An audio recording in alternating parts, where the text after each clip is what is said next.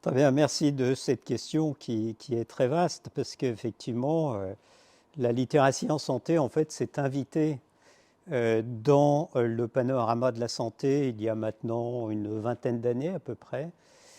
Et petit à petit, les connaissances progressent. Et on voit qu'effectivement, cette littératie en santé a été incluse dans les plans de santé d'un certain nombre de pays. Alors pourquoi? En fait, on vient de s'apercevoir, et l'OMS l'a dit dans son récent rapport sur la littératie en santé et le dernier modèle de santé qui est utilisé, en fait, on s'aperçoit maintenant que la littératie en santé est un peu le chaînon manquant.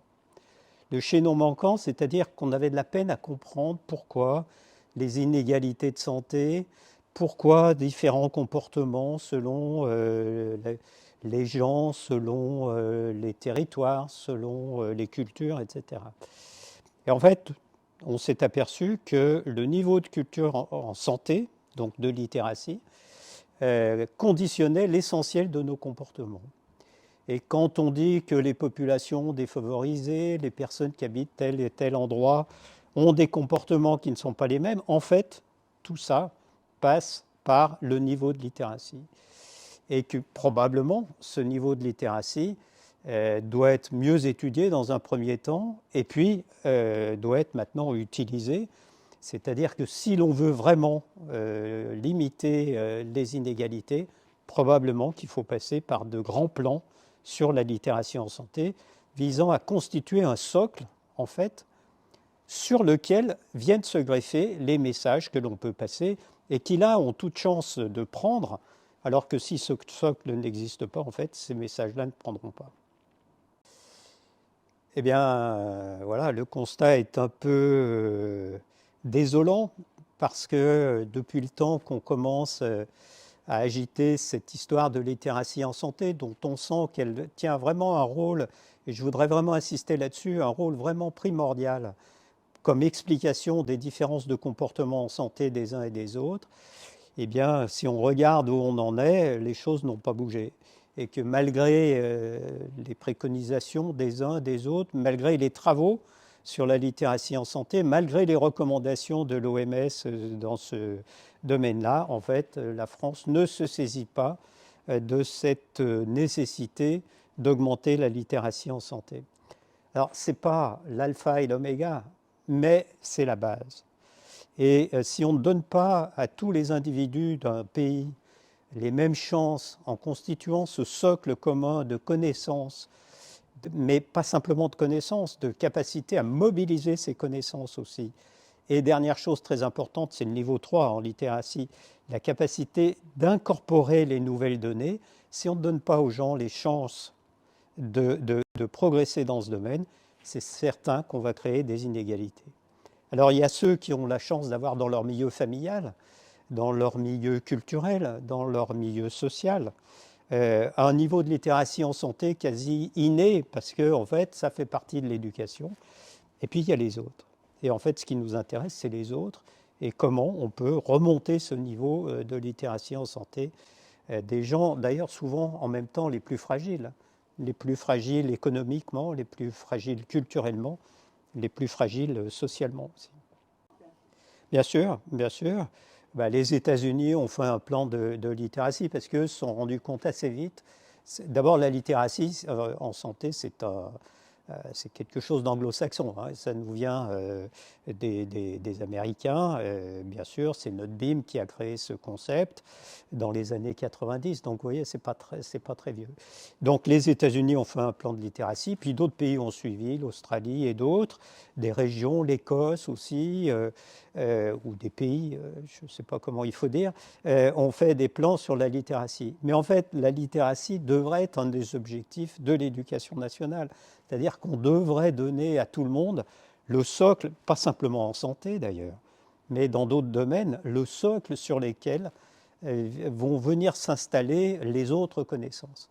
La littératie, ce qu'il faut comprendre, c'est que c'est vraiment ce socle et c'est la capacité de mobiliser après ce socle pour incorporer les nouvelles données qui nous viennent de l'extérieur. La lutte contre les fake news, ne nous y trompons pas, c'est aussi une question de littératie. Je parle là des fake news en santé, mais je connais moins bien le reste, mais il est probable que pour le reste, ce soit la même chose. Et vraiment, j'insiste sur l'importance, et des pays l'ont bien compris, qui ont mobilisé beaucoup de ressources pour essayer de travailler sur la littératie. D'abord, il faut comprendre une chose, c'est que les soins palliatifs en France sont pour une très très grande part des soins de fin de vie. Les Américains, les Anglo-Saxons disent end of life care. Et ça veut bien dire que c'est les soins de fin de vie. D'ailleurs, si on regarde la prise en charge dans notre pays, c'est essentiellement dans des unités de soins palliatifs et la durée de séjour est très courte, une quinzaine de jours. Et le mode de sortie principal, c'est le décès. Donc ces unités, en fait, c'est des unités de fin de vie dans lesquelles le mode de sortie principal est le décès. Ça, c'est le premier point. Le deuxième point qu'il faut comprendre, c'est que depuis les années 70, en fait, on a médicalisé beaucoup de choses. Pourquoi? Parce qu'en fait, mais c'est le propre des sociétés postmodernes, je ne veux pas faire trop de sociologie, mais dans les sociétés postmodernes, en fait, la société externalise ce qui la gêne, globalement. On le voit sur beaucoup d'autres domaines, par exemple les bookings, les TripAdvisor, etc., etc. On sous-traite à d'autres le choix qu'on doit faire soi-même. Et pour la fin de vie, eh bien, en fait, on a transporté à l'hôpital le décès. Parce qu'en fait, on ne voulait pas s'en occuper.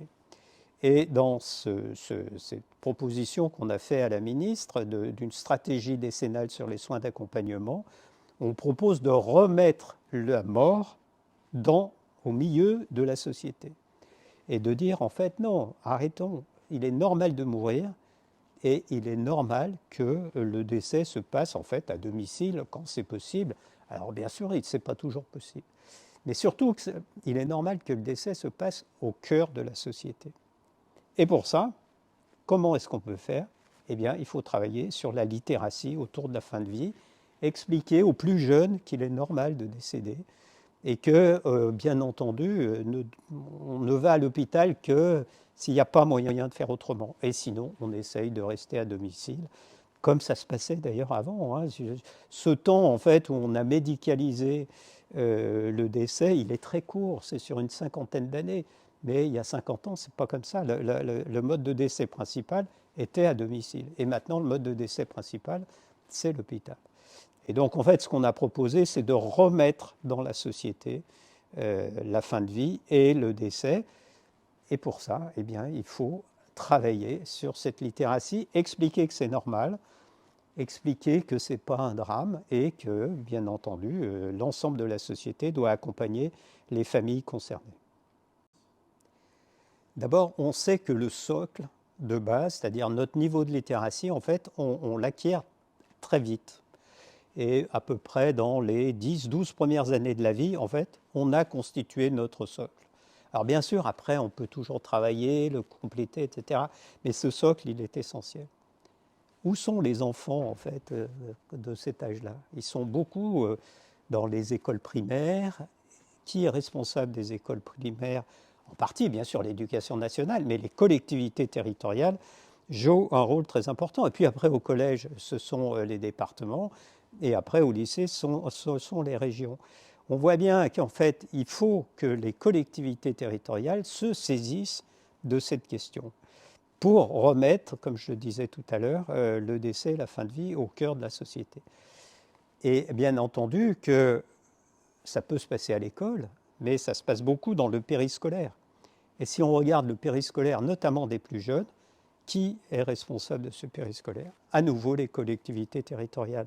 Et c'est pour ça qu'il faut expliquer aux collectivités territoriales qu'elles ont un rôle d'éducation, un rôle d'acquisition de ce socle commun essentiel, et que sans elles, on n'y arrivera pas. Donc il faut arriver à les mobiliser.